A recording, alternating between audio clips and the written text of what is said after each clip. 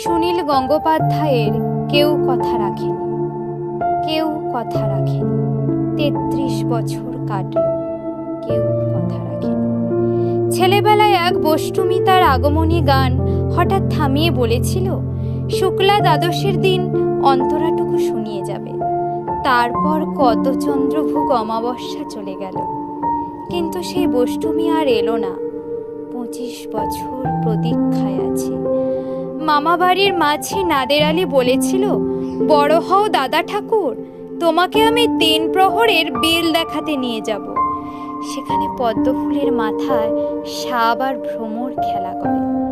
নাদের আলী, আমি আর কত বড় হব? আমার মাথায় ঘরের ছাদ ফুঁড়ে আকাশ স্পর্শ করলে তারপর তুমি আমায় ৩ প্রহরের বেল দেখাবে? একটাও রয়্যাল গুলি কিনতে পারিনি কখনো। লাঠি লজেন্স দেখিয়ে দেখিয়ে চুছেছে লস্কর বাড়ির ছেলেরা।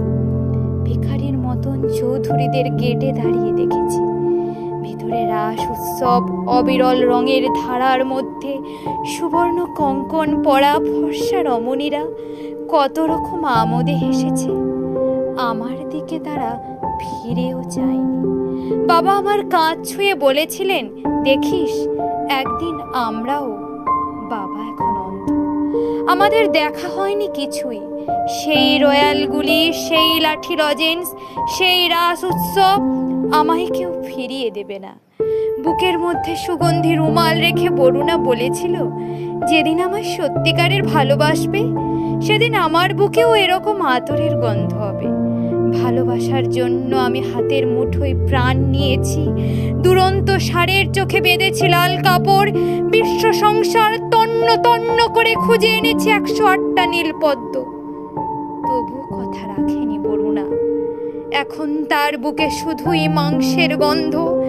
এখনো সে যে কোনো নারী। কেউ কথা রাখেনি। ৩৩ বছর কাটল, কেউ